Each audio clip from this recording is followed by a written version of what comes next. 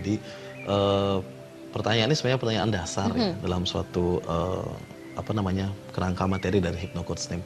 Karena inilah awal dari penciptaan HypnoCoach STEM itu sendiri.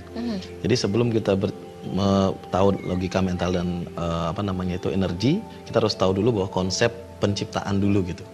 Jadi dunia ini kan diciptakan oleh Tuhan sendiri. Tuhan ciptakan dunia ini dan kita bisa lihat bahwa rentetan ciptaan beliau tersebut dari yang besar sampai yang kecil, kalau kita bilang Buana Agung dan Buana Alit itu semuanya bersistem gitu. Istilahnya semuanya berjalur. Nah ini yang perlu kita perhatian. Contoh simpelnya adalah seperti ini. Mau perhatikan kan, dunia ini ada matahari, betul ya? Ada matahari dan ada bulan. Nah, kita lihat di matahari. Matahari selalu akan terbit dari timur dan terbenam di barat. Iya. Pernah nggak seumur hidup kejadiannya kebalik? Kebalik. Kalau saya sih belum pernah lihat. Sama, saya juga belum pernah lihat. Masih di timur dan terbenam di barat, iya. Nah, kemudian waktu di belahan dunia manapun selalu akan 24 jam sehari, betul ya? Mungkin mataharinya lebih banyak siang, lebih banyak, atau bulannya lebih banyak gitu aja perbedaannya. Tapi waktu akan selalu seperti itu. Dan kita lihat detak waktu selalu akan sama detaknya. Pernah nggak kejadian dari pukul 13 ke 15 itu lebih cepat? Itu kan nggak pernah. Selalu teratur. Yeah. Nah, matahari juga terbit teratur seperti itu. Musim juga kan selalu teratur. Semua pergerakan tata surya teratur. Nah, itu yang besar. Nah, nggak pernah sekalipun matahari terbit dari barat, kan belum pernah. Jadi nggak pernah sistemnya rusak terbalik, gitu, ya? nggak pernah. Nah, dari yang besar itu kita lihat ke yang lebih kecil, kita lihat ke dalam diri kita lah, ke yang lebih kecil kan manusia atau ciptaan Tuhan sendiri. Nah, dalam tubuh kita semua orang manusia, walaupun itu dia bule, lokal, atau dia gendut, kurus, keriting, lurus, segala macam, dia pasti bernafas dengan paru-paru. Itu udah pasti gitu ya. Udah sistem yang dibuat. Dia pasti punya jantung, dia pasti punya ginjal sebagai pencuci darahnya, dia pasti punya darah sebagai penyokong kehidupannya. Dia punya pikiran seperti itu. Ada nggak pernah ngelihat orang bernafas dengan jantung? Enggak. Nggak ada kan? Nggak ada ya. Atau orang bernapas dengan insang itu belum pernah saya belum lihat. ada. Ada sih di film. Iya. Nah, jadi dari yang besar saja itu bersistem, terus masuk ke yang kecil itu bersistem. Berarti urutannya sudah jelas sekali terlihat bahwa secara logika bahwa yang besar saja dibuatkan sistem, kemudian masuk yang kecil, dan semakin kecil kita lihat itu semuanya bersistem. Nah, sekarang sangat lucu seandainya kita lihat bahwa kehidupan kita tidak bersistem. Nah, masa sih kita hidup itu ada dadaan? Itu kan nggak ada. Pasti ada sebab dan ada akibatnya. Ada awal dan ada akhirannya. Seberapa bagus pun kita bertemu, pasti juga akan ada perpisahannya. Itu sudah sistem yang dibuatkan oleh Tuhan sendiri buat orang yang ada di dalamnya atau makhluk hidup yang ada di dalamnya. Nah, pertanyaan kenapa ada sistem tersebut? Nah, sistem ini difungsikan untuk menjaga agar semuanya tertata dengan benar. Karena kalau itu random, itu sangat luar biasa merepotkan. Contoh misalnya mataharinya random. Ya, hari Senin terbit dari timur, hari Selasa terbit dari selatan, random, dunia akan hancur. Kacau ya. Terus kalau waktu juga random, dia akan kacau juga. Misalnya dari jam 1 lebih cepat, terus dari jam 2 lebih lambat, dia akan random. Nah, semua dibuatkan sistem agar semuanya terjaga. Nah, itu. Jadi, pertanyaan tadi adalah di mana dimaksud dengan logika mental dan energi dalam suatu yang nasib dapat tersebut. Menciptakan nasib, ya. Dari sistem yang besar tadi itu semuanya terkandung yang saya sebutkan tadi, logika, mental, dan energi, semua dalam satu sistem itu. Nah, hebatnya lagi, sistem yang besar ini memiliki logika, mental, dan energi yang sama di besar dan di kecil gitu. Nah, sekarang ini mempermudahkan kita, jika kita bisa tahu logika atau energi atau sistem yang ada di sini, kita juga bisa tahu logika, mental, energi yang ada di yang kecil.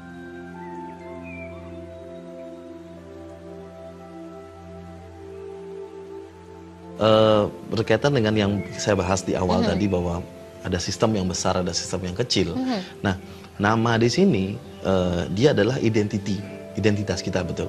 Jadi kita dikenal dengan nama si A. Nah, kalau misalnya nama itu tidak penting, kenapa semua orang namanya berbeda? Itu pertanyaannya. Harusnya kan misalnya namanya Ayu, semua aja dipanggil Ayu kan? Kenapa dibedakan? Karena nama itu akan mencirikan perbedaan dia sendiri gitu. Contoh misalnya Mbak Ayu dengan nama Ayu seperti ini, terus misalnya ada namanya Sri akan seperti ini. Itu membedakan secara nama biar dan orang juga lebih gampang membedakan gitu. Nah, jadi nama di sini adalah identity ini itu terkandung yang namanya kalau kita bilang pergerakan atau jalan gitulah, jalan kehidupan. Contoh gini. Identitasnya adalah seorang cleaning service misalnya. Di dalam cleaning service itu ada yang namanya SOP kan. Apa yang harus dikerjakan sebagai seorang cleaning service.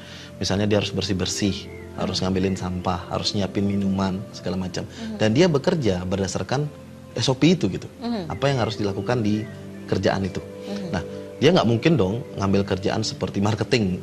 Nggak mungkin karena itu kerjaannya sudah di cleaning service. Jadi identitasnya dia akan membawa pekerjaan yang ada di dalamnya itu. Nah, jadi dia akan bekerja seperti itu dan dia akan mendapatkan gaji sesuai dengan porsinya dia itu. Nah, itu jadi identitas ini akan membawa kita ke arah mana kita akan bergerak. Nah, kalau dalam nama juga sama seperti itu. Nama saya Jendra, maka identitas di dalam Jendra itu akan membuat saya bergerak ke arah seperti itu. Nah, jadi logikanya adalah apapun identitas Anda itu akan membawa Anda ke arah identitas itu sendiri gitu. Nah, masalahnya sebelum ada Hypnocode's Name untuk di Bali, kita masih samar gitu tentang apa sih yang ada di identitas nama saya gitu, atau saya sebut dengan parameter. Apa sih isi dari nama saya atau apa sih menu dari diri saya gitu. Nah, contoh misalnya saya contohkan ke tempat makan juga misalnya, mau makan ke Chinese food, misalnya nama restorannya apa gitulah misalnya, restorannya namanya Bunga gitu misalnya. Nah, di dalamnya kan ada menu masakan, ada capcay, puyung hai, macam-macam kan. Nah, kita hanya bisa memesan kalau yang ada di menu itu, benar nggak? Iya. Dan itu kalaupun belum habis gitu kan. Nah, kalau misalnya kita ke Chinese food, kita pesan babi guling bisa nggak? Nggak bisa. Nggak bisa karena Menunya nggak ada. Betul. Jadi sistem yang dibuat itu adalah dia akan hanya bisa memesan sesuai dengan yang ada menu di situ gitu. Nah, kalau kita kaitkan kembali ke cerita awal tadi, jika sudah sistemnya seperti itu, maka kita akan susah keluar dari sistem itu sendiri, ya kan? Kalau seandainya di dalam nama kita itu sudah ada parameter kaya, maka otomatis kita kaya gitu.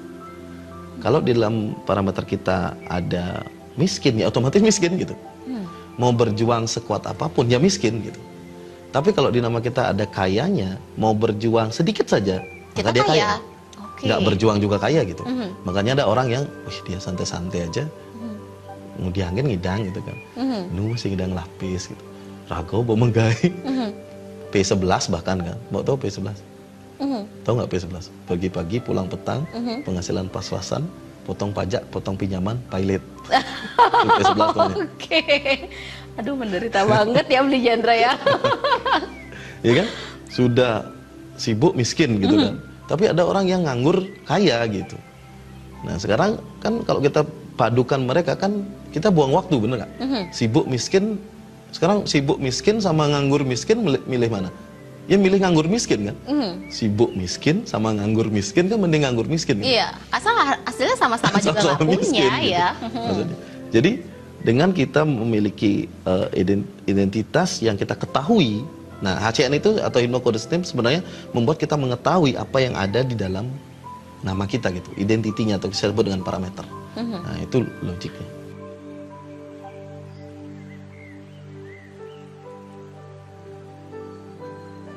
Manusia itu adalah makhluk logika, benar nggak?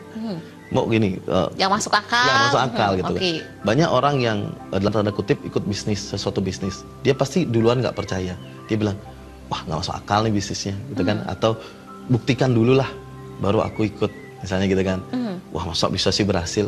Dia pasti mempertanyakan, logikanya mempertanyakan, pikirannya dia pertanyakan. Karena manusia itu adalah lapisan pertama dari gerbangnya, dia adalah pikiran, yaitu pikiran sadar. Nah pikiran sadar itu rajanya adalah logika gitu. Jadi logika dulu yang dilihat. Nah begitu logikanya masuk, dia akan masuk ke mentalnya dia. Baru dia mulai main perasaan. Nah setelah itu baru nanti energi yang terbesar masuk. Nah jadi awalnya dia harus logika dulu, masuk dulu gitu. Makanya karena dulu waktu saya pertama kali menemukan ini, saya juga nggak percaya gitu. Karena bagi saya dulu tidak masuk akal. Tapi begitu saya pelajari, ternyata logikanya masuk akal banget. Sehingga saya menggunakan ini gitu. Karena kan saya bukan tipe orang yang gampang untuk percaya gitu terhadap sesuatu. Saya harus pelajari. Tapi gini, bedanya adalah begitu saya tidak percaya bukan berarti saya meninggalkan, enggak. Tapi saya mencari tahu malah. Saya sih, wah, Lebih mendalami ya, mendalami. biar tahu jawabannya. Karena penasaran begitu, kan, ya. banyak. Gitu.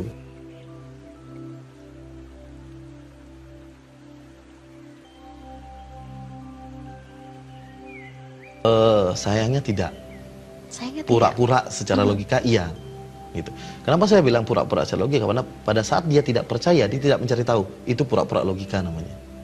Karena dasar pemikiran logika adalah mencari tahu. Paham ya? Ya. Jadi kalau dia melihat suatu, misalnya dia nggak percaya nih bunga ini bisa memberikan memberikan efek energi yang bagus misalnya gitu. Dia nggak percaya nih, kok masuk sih bunga gini bisa memberikan efek yang bagus. Nah begitu dia stop tidak mencari tahu, berarti dia tidak berpikir secara logika. Harusnya dia mencari kok bisa. Nah karena logika itu adalah kok bisa gitu. Dia bisa nah gitu. Itu dia nyari tahu tuh. Nah kalau orang yang berpikir pura-pura logika, dia kalian saya percaya lah, sudah boleh. Ini gitu dia. Jadi dia tidak nyari lagi gitu. Padahal secara sistem kerja logika adalah dia harus mencari tahu secara detail gitu. Sampai dia ketemu logikanya di mana gitu. Sama waktu saya dulu saya tidak percaya Tuhan, gitu misalnya. Saya mencari tahu logikanya bagaimana biar percaya dengan Tuhan gitu. Sampai akhirnya saya ketemu. Nah, ketemu jawabannya ya? Ketemu jawabannya, logikanya di mana gitu. Akhirnya ketemu, akhirnya saya percaya sepenuhnya gitu kan. Nah, jadi kan kita harus cari tahu. Karena logika lah caranya untuk mencari tahu gitu. Yang lain nggak bisa. Pikiran kedua dari manusia adalah bawah sadar. Itu tidak bisa mencari di logika gitu. Nah, kalau bawah sadar emosi, perasaan. Nyaman. Makanya ada orang kan nggak tahu kenapa aku nyaman sama dia. Iya. Dengan secara logika nggak masuk akal gitu. Tapi kok nyaman? Nah, itu perasaan namanya.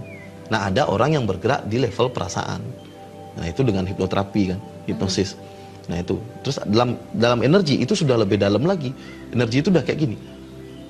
Perasaannya nggak nyambung, logikanya masuk tapi nyaman. Nah itu energi. Karena energinya sudah nyambung. Jadi dia mau perasaannya nggak enak pun awalnya, tapi tetap biarpun nggak enak tapi ya udahlah gitu. Kan ada itu. Saya sebenarnya nggak suka di sini. Logika juga nggak masuk, tapi ya udah mau gimana lagi. Nah itu udah energi. Jadi kepasrahan yang diterima dia karena impact dari energi itu sendiri. Nah itu makanya level paling pertama adalah logika. Yang kedua itu adalah emosi, yang terakhir adalah energi. Tapi energi yang berkuasa sepenuhnya. Karena pada saat energi itu mengamuk, yang lainnya akan di-bypass semua.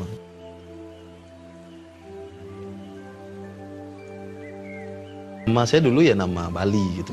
Saya orang Bali, anak keempat, ya saya Ketut berarti kan. Jadi nama saya nama Bali. Kemudian karena nama saya yang Bali ini waktu saya cek dengan metode saya sendiri atau hypnocortism itu tidak bagus. Dan saya bilang ke ibu saya waktu itu, saya bilang, Bu, nama saya kurang bagus nih gimana? Ibu saya bilang, yaudah bikinin nama baru gitu. Satu yang membuat saya terkejut adalah seperti ini, Bu. Saya sering mengecek diri saya itu ke misalnya kayak paranormal, kayak ya orang pintar gitulah bahasanya. Dan selalu dibacakan saya boros. Saya gini-gini. Menurut saya itu adalah suatu hal yang biasa gitu. Kalau dibacakan boros itu ya wajar lah gitu. Saya masih tidak percaya. Tapi waktu saya cek nama saya, itu ada tulisan seperti ini, merantau. Jadi suka merantau gitu, ada tulisan itu. Dan itu memang saya suka gitu. Dan itu nggak pernah keluar dimanapun saya baca gitu. Jadi waktu itu keluar nih, suka merantau. Dan saya memang dari kecil itu nggak tahu kenapa nggak pernah suka di rumah. SMA saya kos, padahal rumah saya dekat sama sekolah. Terus saya nggak tahu saya mau memutuskan sekolah di Jogja. Terus saya nggak pernah nyaman untuk di rumah, saya pengennya keluar gitu aja. Bahkan saya pernah bilang sama papa saya dulu, seandainya kalau saya tidak cowok sendiri, saya mungkin pertama kali yang out dari rumah ini, saya bilang gitu. Nah waktu itu, jadi itu tidak terbaca di tempat lain. Waktu saya baca nama saya berdasarkan metode saya sendiri, nah metode saya sendiri. Langsung mengecek pada diri sendiri ya, itu keluar suka merantau. Nah itu kan nggak pernah kebaca, Mbak. Ini yang membuat saya sangat, wah kok bisa ketahuan gitu, merantaunya ini kan. Padahal di tempat lain nggak pernah tuh saya dibilang merantau gitu. Paling ya itu boros. Itu sering tuh keluar tuh boros. Terus saya dibilang tidak angkat-angkat ayam gitu. Saya dibilang itu sering keluar. Tapi boros ini, tapi merantau ini nggak pernah keluar.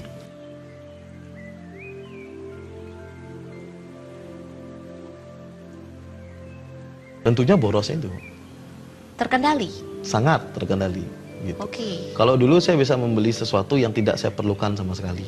Saya punya koleksi pisau yang banyak di rumah. Berarti Entah lapar untuk mata apa. ya? Iya betul.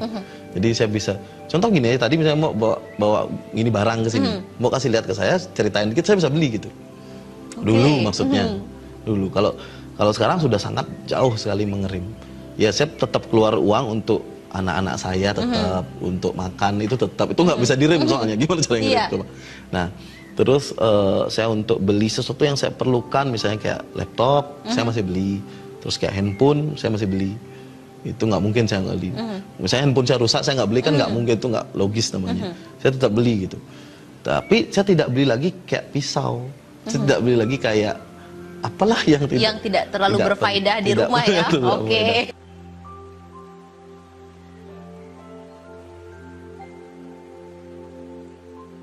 Oke. Dalam dunia kita tadi yang saya ceritakan tentang sistem itu, kan kita masuk sekarang ke bagian manusianya itu sendiri. Yang pertama kita sudah bahas tentang logika. Bagaimana kita harus berlogika, kita harus mencari tahu sesuatu yang kita tidak tahu. Itu logika yang benar. Nah, kemudian setelah logika kita benar, terisi, maka dia akan masuk ke mental. Nah, mental ini saya bilang tadi adalah bosnya atau raja dari mental itu adalah emosi. Atau dalam dunia pikiran disebut bawah sadar. Bawah sadar itu ya mental gitu. Nah, emosi ini ada banyak sekali, ada marah, sedih, senang, kecewa, sakit hati. Emosi yang terbaru adalah galau. Nah, itu lagi anak milenial ya. Nah, galau. Jadi emosi di sini atau mental di sini akan terbentuk dari logis dulu gitu. Jadi logis yang membukakan pintunya ke sini, baru dia bisa masuk ke mental. Nah, jadi kaitannya dengan nasib adalah, atau dengan nama sendiri, setelah kita punya nama, baru dia terbentuk mentalnya gitu. Paham ya maksudnya? Iya. Jadi identitas dulu kan, baru kita bisa siapkan menunya. Iya. Sama kayak mau buka restoran lah. Mau menu apa dulu? Kan ditulis dulu, kita mau buka inilah, mau buka nasi goreng. Kan ditulis dulu kan, nasi goreng dulu, capcay. Setelah kita punya menunya, baru kita siapkan bahan-bahannya untuk nanti kita open. Benar nggak? Nggak mungkin kan kita siapkan dulu, ini menunya apa sih? Nasi goreng, kan nggak mungkin. Jadi disiapkan dulu, baru masuk ke proses pemrosesannya itu, yaitu di mental. Nah, setelah diproses di mental, maka terciptalah apa yang disebut dengan koneksi kita dengan bawah sadar yang ada di sekitar kita, yaitu di manusia-manusia yang ada. Makanya pada saat kita di bawah sadar kita ada bibit kaya, maka dia akan terkoneksi dengan bibit kaya yang ada di sekitarnya gitu. Makanya akan menarik juga sehingga kita menjadi kaya gitu. Makanya ada orang yang sering ketipu misalnya. Ketipu, udah bantu orang, ditipu gitu kan. Berarti dia sebenarnya bawa bibit pengorbanan atau bibit tipuan gitu. Di namanya itu berarti sudah ada penarik itu. Iya, sudah mengandung dia akan kena tipu. Betul. Nah, kembali lagi ke cerita tadi yang mau tanya sebelumnya, apa perubahan terbesar dari saya waktu berubah dulu adalah, saya dulu sering dipinjemin uang sama orang. Tapi nggak dibalikin? Susah. Oke, berarti silih-silih kambing gitu ya. Kabur. Kalau silih-silih kambing kan saya rugi dua dong. Kambing rugi. Oke. Nah, susah gitu. Balik sih tapi susah. Tapi berarti di parameter sebelumnya nama betul, ada unsur itu. Oke. Ada unsur seperti itu. Setelah saya terapi, setelah saya hilangkan itu, sekarang saya kangen orang minjem duit gitu. Nggak ada yang minjem duit. Malah sekarang bayar utang bukan? Gimana? Bayar utang bukan? Utang kan tetap ada. Yang dulu-dulu minjem itu nggak balik-balik. Ada yang bayar. Ada. Justru sekarang gemar mengembalikannya. Terus kalau saya lebih tegas juga. Kalau orang minjem duit, saya akan minta sesuatu dari dia. Jaminan lah maksudnya. Itu kalaupun ada. Tapi dibandingkan zaman dulu, waktu saya pakai nama dulu, jauh berkurang. Gitu.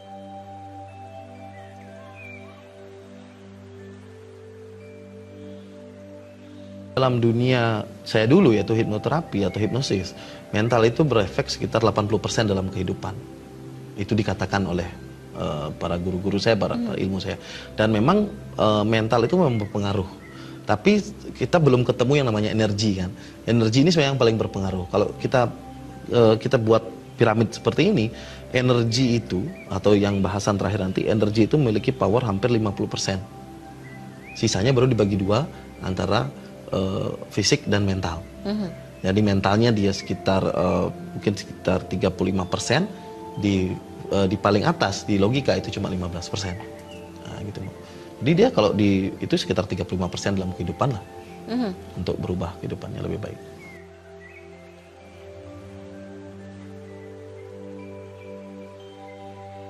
Jadi bagian terakhir dari kita yang memiliki sistem yang luar biasa itulah energi, gitu, Mbak.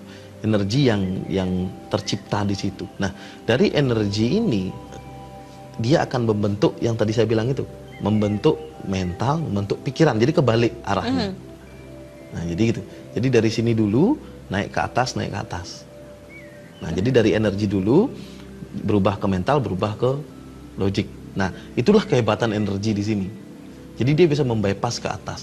Dan logikanya adalah seperti yang saya bilang tadi, bahwa kita bisa mengalami suatu kondisi yang secara mental kita tidak suka, secara logika juga tidak masuk, tetapi kita baik-baik saja gitu di situ. Nah, itu kondisi di mana energi yang sudah mengambil alih kontrol dalam situasi itu gitu. Nah, pada saat energi ini bergerak, nah jadi bergerak dalam kehidupan kita, dia sudah bisa merambah ke semua aspek kehidupan.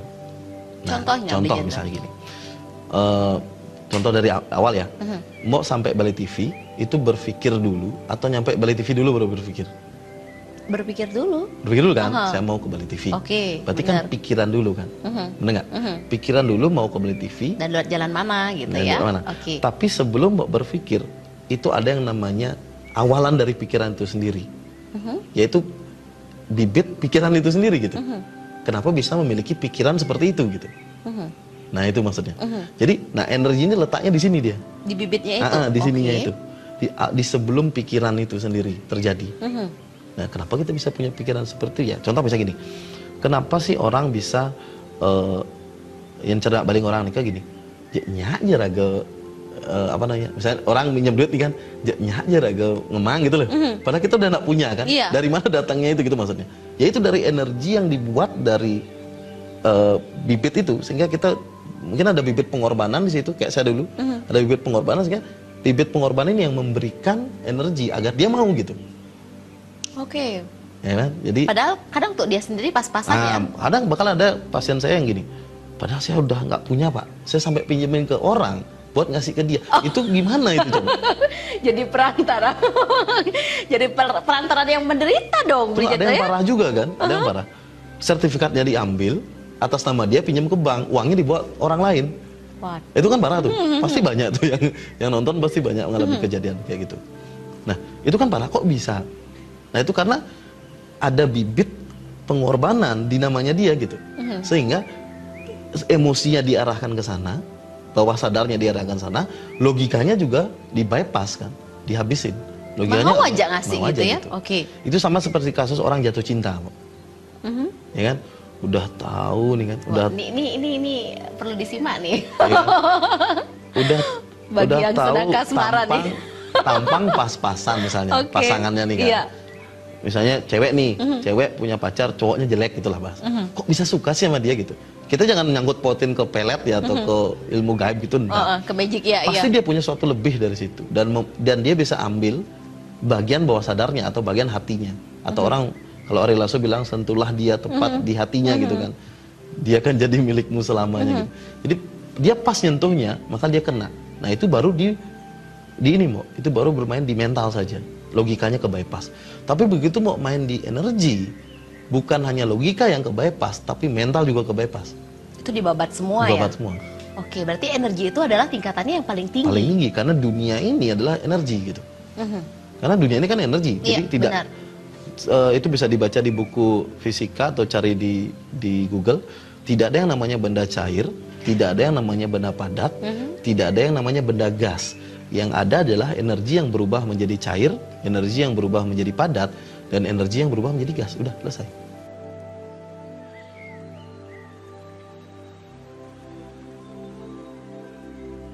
Jadi kalau dia nggak percaya sih nggak masalah. Saya juga nggak mengharuskan semua orang atau pemirsa yang mendengarkan ini percaya. Saya nggak mengharuskan juga, karena percaya itu kan kembali pilihan. Tapi kita harus bergerak. Maksudnya gini, kita harus melakukan sesuatu yang benar gitu, Mbak. Benar dengan sistem yang benar. Karena gini, kalau kita bergerak di luar sistem yang diciptakan oleh Tuhan, kita kebabat habis. Karena gini, Tuhan itu sudah payah-payah gitu loh. Maha Kuasa itu, Ida Sang Hyang Widi itu sudah payah-payah membuatkan sistem. Buat apa sih sistem itu dibuat? Sama pertanyaan kayak gini, buat apa sih negara itu membuat hukum? Kenapa nggak biarin aja, bebasin gitu? Kenapa ada hukum? Kenapa kita harus berjalan di lajur kiri? Kenapa ada lampu merah? Coba itu ditiadakan semua kira-kira. Hancur nggak dunia? Kacau ya. Kacau kan? Nah, negara aja ada hukumnya, apalagi pencipta gitu. Dia pasti membuat hukum. Nah, kalau kita melanggar hukum, yang terjadi apa? Ya ditarik polisi kan gitu, artinya ditangkap gitu kan. Nah, sama. Cuma masalahnya karena Tuhan memberikan kebebasan bahwa kamu nggak akan saya tangkap, tapi pengadilanmu adalah nanti. Waktu kita mati, benar nggak? Makanya ada surga dan ada neraka. Kan kembali ke konsep itu. Sekarang sih kamu baik-baik aja gitu. Kamu lewat ya nggak masalah. Dan kalau lewat juga ada resikonya, seperti ini. Kalau belok kiri misalnya jalan terus, kalau nggak jalan terus ya kamu ketabrak dari jalur sebelah sini. Nah, saya cuma ingin mengajak pemirsa itu agar, atau pendengar itu agar untuk mengikuti jalur yang sudah ada gitu. Kalau kita bermain-main di sistem pencipta kita, maka kita sebenarnya bermain dengan suatu hal yang besar, karena ini bosnya kan. Kan dalam kehidupan ini Tuhan bosnya. Kalau mau kerja di sini, ya yang punya bosnya kan gitu. Kalau mau macam-macam sama bos yang punya kan juga berbahaya, benar nggak? Bisa dipecat kita kan gitu. Nah, sama. Jadi kita jangan, nama saya Tuhan nggak bisa pecat gitu ya, secara langsung gitulah. Dia butuh menunggu dari nanti waktu kita meninggal gitulah. Kalau dalam agama kita gitu. Nah, sekarang saya pingin aja untuk agar ini loh jalur yang benar gitu, biar nggak kita kemana-mana gitu. Akhirnya kita mengikuti jalur itu. Dan memang tidak semua orang akan ikut. Itu sudah hukum yang diciptakan oleh Tuhan lagi gitu, bahwa ada hukum yang namanya piramid kan. Tidak semua orang akan mengikuti yang benar gitu, nggak akan, karena kurang asik.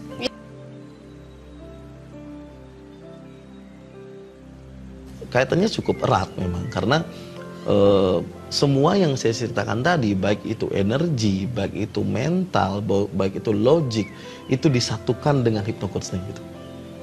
Jadi dengan mau mengetahui hypnocoaching, jadi mau langsung belajar energi, langsung belajar mental, langsung belajar logik gitu. Jadi satu ya? Iya, jadi dunia ini langsung digabungin. Karena ini sebenarnya ada pelajarannya masing-masing. Tapi pelajarannya juga tidak membuat kita sukses kok gitu maksudnya. Contoh, mau belajar meditasi, belajar energi, butuh 30 tahun. Minimal untuk menguasai. Nah, belajar mental ya 5 tahun lah. Belajar pikiran ya kita bisa belajar logika sebentar juga bisa. Tapi kalau kita gabungkan, berapa tahun kita mau hidup kan? Enggak. Dan kita nggak dapat apa-apa dari situ, sari-sarinya nggak dapat. Inti sari dari semua itu nggak dapat. Ini ibaratnya gini, ingat nggak waktu SD ada RPUL, rangkuman umum apa itu? Pelajaran, nah itu ya, RPUL kan kita cari itu kan, RPUL nih penting nih karena semua terkandung dalamnya gitu. Jadi kita tinggal nian aja nih yang penting-pentingnya mana nih gitu. Kayak buku pintar gitu ya. Betul. Kita nggak perlu daftar pustaka, kan nggak perlu. Untuk apa daftar pustaka? Emang ada ujian yang menyatakan siapa pembuat daftar pustaka? Kan nggak ada. Pasti yang penting-penting saja diambil, dijadikan satu buku.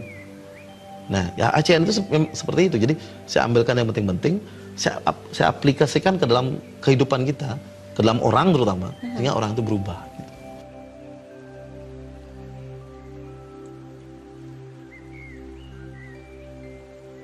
Gaib.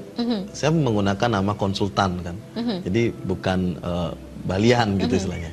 Jadi ini semua sih bersifat sains gitu atau ilmu pengetahuan, dan ini semua bisa dijelaskan. Semua bisa dijelaskan. Contoh misalnya gini, pada saat datang ke tempat saya itu kita akan mendapatkan satu kertas yang berisikan tentang arti-arti dari atau parameter nama kita. Dan saya membacakan itu dan saya ceritakan apa isinya di situ. Dan mereka bisa lihat lagi gitu. Nah, jadi dasar saya ngomong adalah dari kertas ini, dan kertas ini adalah bacaan dari nama mereka masing-masing. Jadi bukan saya merem gini, nggak ada sama sekali. Jadi semua dari kertas ini yang hasil dari nama mereka masing-masing. Jadi entah itu benar atau tidak, ya tergantung dari nama mereka benar atau tidak diberikan ke saya gitu. Tapi rata-rata sih hasilnya semua mereka oke, maksudnya iya benar juga, benar seperti itu gitu. Yang sesuai tertulis, dengan apa yang mereka alami ya. Betul.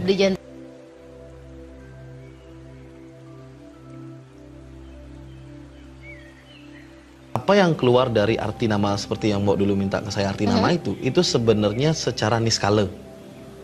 Nah, secara niskala itu sebenarnya. Tapi saya buatkan suatu program yang bisa membuat dia ke alam skala gitu. Karena gini, kita tidak bisa membereskan alam niskala karena tidak terlihat kan, gimana cara beresnya kalau nggak kelihatan. Dia harus dibuat kelihatan dulu, dibereskan di kelihatan, baru dibawa ke yang tidak kelihatan lagi. Itu jalurnya. Karena kalau kita berusaha membereskan yang nggak kelihatan, orang kita gimana caranya orang nggak kelihatan diberesin? Nggak ranahnya kita ya. Betul. Jadi kita harus kirim dia ke ranah kita dulu, ke ranah skala dulu, atau ke administrasi dulu. Kita buka di kita tampilkan isinya. Oh, ternyata isinya gini. Nah, kita buatkan yang baru di situ, terus kita kirim lagi ke alam niskala gitu. Jadi yang dirubah ya memang di alam niskala, bukan kita merubah di alam administrasi. Kecuali dari yang baru lahir misalnya, itu kita buatkan satu nama. Tapi kalau yang sudah berumur 20, 30, 40, ya kita cuma rubah di niskala, kita nggak usah rubah di skala. Karena skala biarin nama warisan. Kayak saya, nama saya masih secara administrasi adalah nama Bali. Karena itu warisan dari orang tua. Kan saya nggak mungkin hilangkan. Tapi saya rubah secara niskala dengan nama Ananta Wajendra.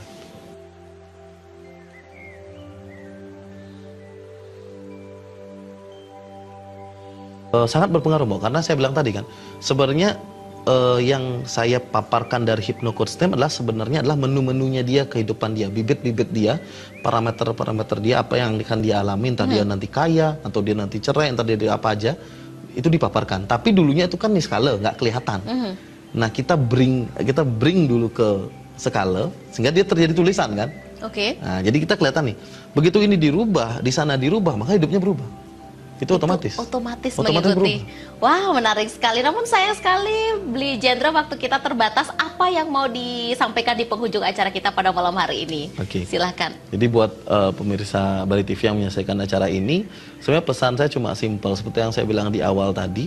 Jika Anda tidak percaya dengan apapun yang saya katakan di TV ini atau di depan Anda semua, itu tidak masalah sama sekali. Cuma yang saya ingin beritahukan kepada masyarakat adalah kita harus mencari sesuatu yang memang betul-betul di jalannya. Maksudnya dalam artian kita mengikuti satu sistem yang besar yang diciptakan Tuhan. Kalau kita tidak tahu rambu-rambunya, itu akan berbahaya buat kita. Nah, HCN ini memberikan kita satu konsep di mana kita bisa mengetahui rambu-rambu dan gimana caranya untuk melewati, atau bahkan kita bisa melewati satu jalan yang tanpa ada rambu gitu. Yang istilah jalan tol kalau kita bilang. Nah, itu sih konsep dasarnya.